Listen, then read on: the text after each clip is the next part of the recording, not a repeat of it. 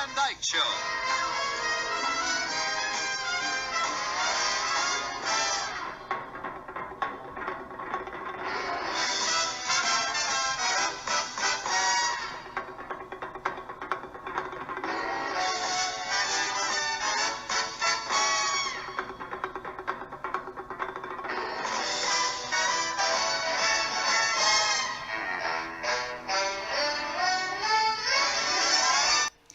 Hello friends, welcome to my YouTube channel. My name is KJ Ricardo, and today's episode is a look at my list of the top 5 writing staff moments of Season 1 from the Dick Van Dyke Show. Now I think the writing staff of the Alan Brady Show has some really great moments, especially in the first season, so we're going to look at my list, so let's get started.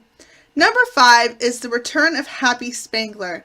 Now this is the last episode of the first season, and it's a great way to conclude a fantastic season.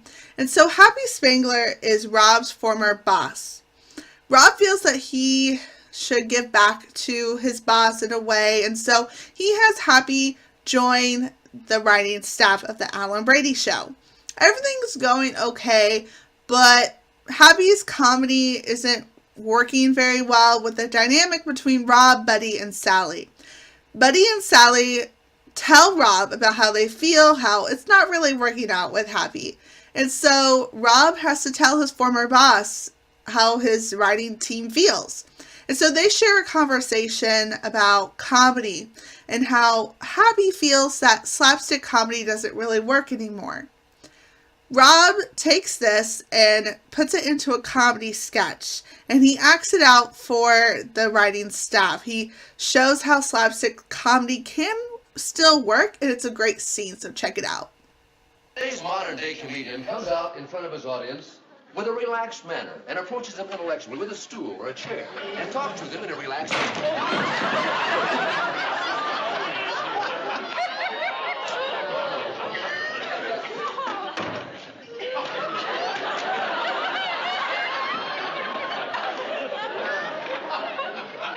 Professor Sigmund Freud once said, laughing at people in pain is a manifestation of a deep-seated hostility.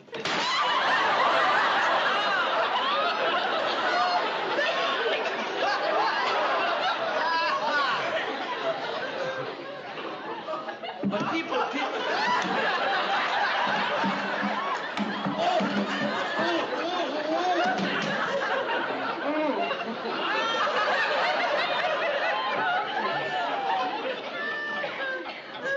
Professor Freud would not have laughed at a man who hurt his foot.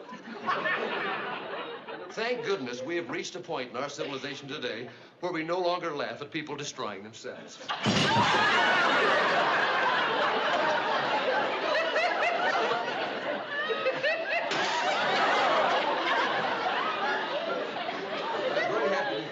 I'm very happy to say that you'd have to look all over the world to find someone who would laugh at a man, say, falling down.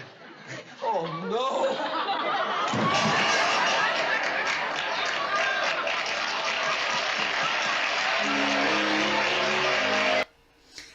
Number 4 is Sally is a Girl. This episode begins with everyone at the office. They're writing, and they treat Sally like she's a guy instead of a girl.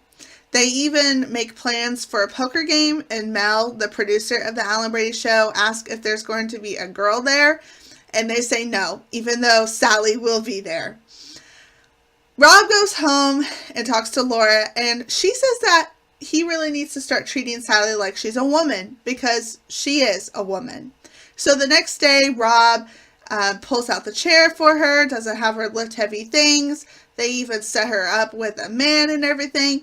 It's a great episode, but it also deals with like gender and how having a female writer on the staff, a woman working with 2 men, it's a great episode for the 1960s.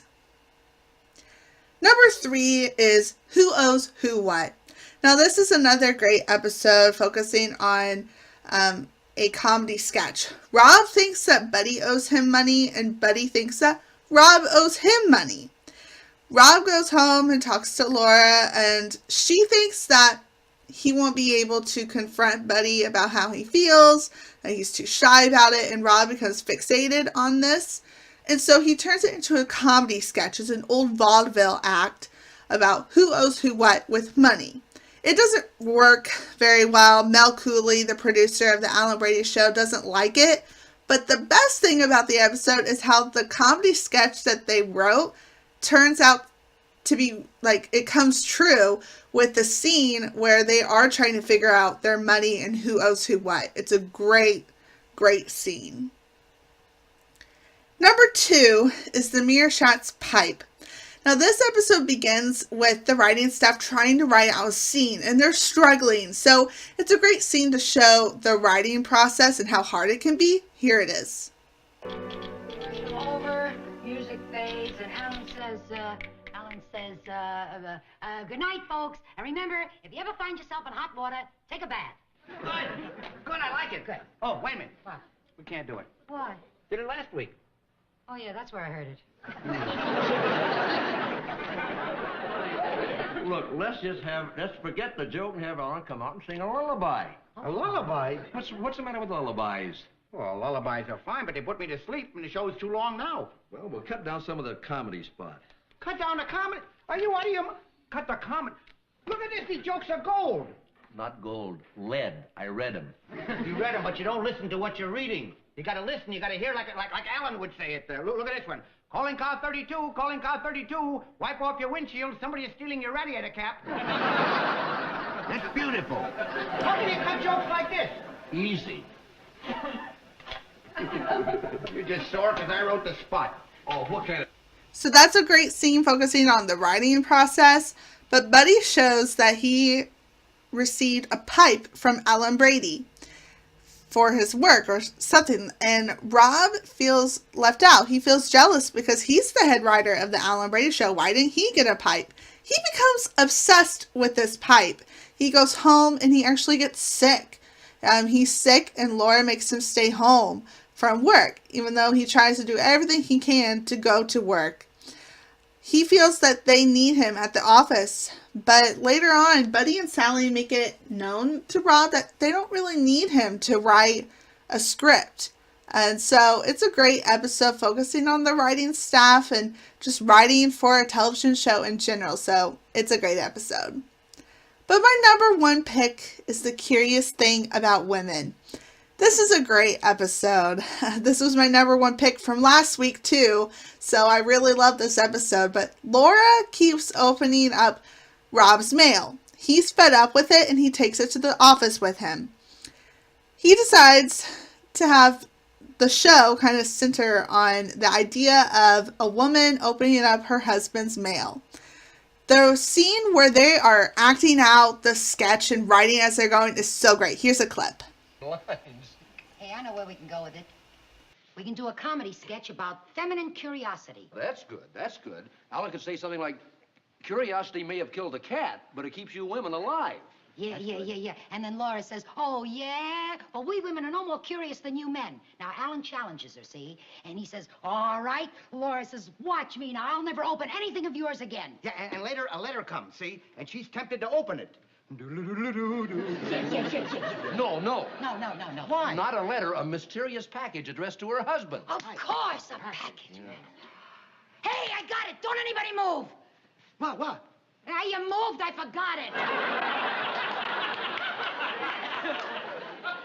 What'd you say, Rob? A package A arrived. package. I got one. Wait a minute. Yeah, that's good.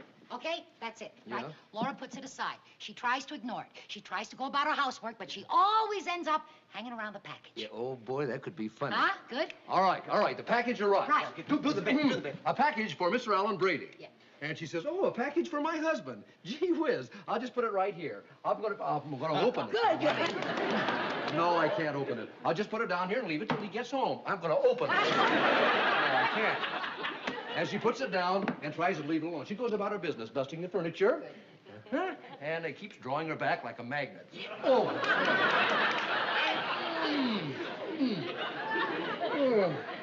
And finally, she turns and falls with it. Wait, hey, she's drawn to the package, see? But she keeps fighting it because she don't want to give her husband a satisfaction. Yeah. Yeah, so she tells her kid to hide it and not to tell her where he's hidden it no matter what she says. That's it. And the minute the kid hides it, she's on him like a tiger. All right, you dirty little rat, where'd you put it? But, Mommy, you told me not to tell you. Don't do what I told you, do what I tell you. Beautiful. And then the mother says, look, kid, we got ways of making you talk, see? Oh, this And the could be minute the funny. kid tells her where it is, she still wrestles with her conscience about opening this thing. Wait, it's like the Lost Weekend guy, you Yeah, know? yeah. Hey, the chandelier bit. Yeah. And she finally winds up joining Packages Anonymous. That's such a great scene. And then the rest of the episode focuses on the sketch actually coming true. So those are my top 5 favorite moments focusing on the writing staff of the Alan Brady Show. Now, the Dick Van Dyke Show is great with the dynamic between Rob and Laura, but there's the whole other side to it with the writing staff of showing what it's like to be writing for a television show during the 1960s. It's so great. So those are my favorite moments. Let me know what your favorite moment is in a comment, and I'll be happy to read that. Thanks for watching, and I'll see you guys next week. And remember to always laugh often.